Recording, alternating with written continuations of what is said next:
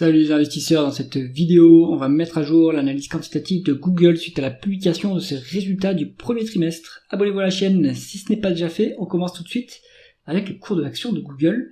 On voit que c'était une croissance qu'on avait bien récupérée depuis 2022, on est allé au plus haut. On a quand même décroché depuis début 2025.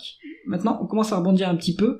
On a une ouverture en gap suite à la publication des résultats. Est-ce que c'est le moment de prendre l'ascenseur avec Google? On va regarder ça. L'avantage des boîtes américaines, c'est qu'elles publient des trimestres, elles font des publications complètes tous les trimestres. Donc, on a la donnée qui est mise à jour dans l'outil que j'utilise qui s'appelle Coifin. On a une croissance médiane du chiffre d'affaires de 18%, donc sur 10 ans, très élevé. Sur 2025, en glissement annuel, en mars 2025, on est à 13%. Donc ça reste très bien comme croissance.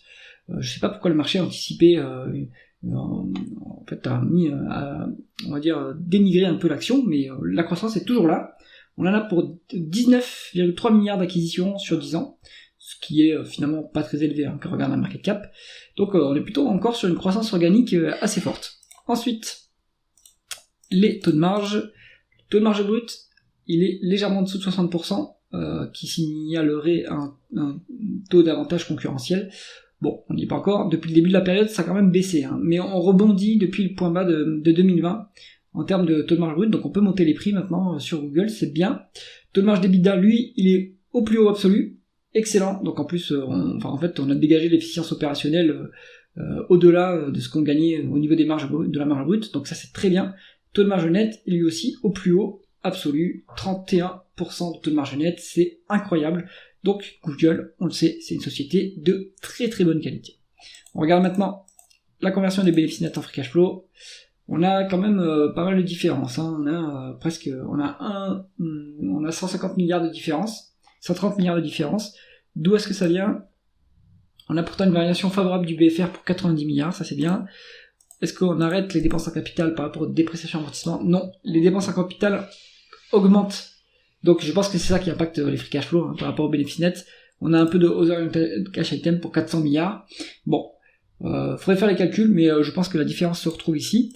Et donc si vous voulez valoriser Google, utilisez plutôt les free cash flow, mais attention, quand on utilise les free cash flow sur Google et sur les entreprises du logiciel en général, vous avez de la rémunération en action, où là vous avez quand même beaucoup sur Google, 6,4%, donc il faut les défalquer les free cash flow, parce que oui, c'est pas une dépense comptable, mais en fait quand les actions seront émises, ça va donner la dilution, donc ça va impacter la valorisation.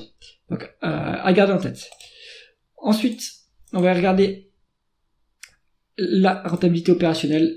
On a un rendement des capitaux, une rentabilité des capitaux investis qui est au sommet, 27% quasiment, donc c'est incroyable. On est au-delà de la croissance. La croissance elle est en médiane à 18%. Sur la dernière période, elle est plutôt à 15%. Bon, on peut s'autofinancer très largement chez Google et donc générer de l'excédent de cash exceptionnel qui va permettre de rémunérer les actionnaires, ce qui va permettre de se désendetter, mais je pense qu'il n'y a pas du tout de dette, et donc aussi de faire des acquisitions. On va regarder l'endettement justement. On est cash net à 72,8 milliards, excellent. Ça nous donne des intérêts de placement, 85 milliards sur la période, exceptionnel. Maintenant, est-ce que c'est le rôle d'une société d'avoir du cash en excédent? Pas vraiment, puisque c'est un coût d'opportunité pour l'actionnaire. Même si on gagne 5% sur ce cash, l'actionnaire, lui, son coût d'opportunité, ça va peut-être être 8 à 10% s'il se met sur une autre action. Donc, il faut rendre ce cash aux actionnaires. Comment est-ce que Google le fait?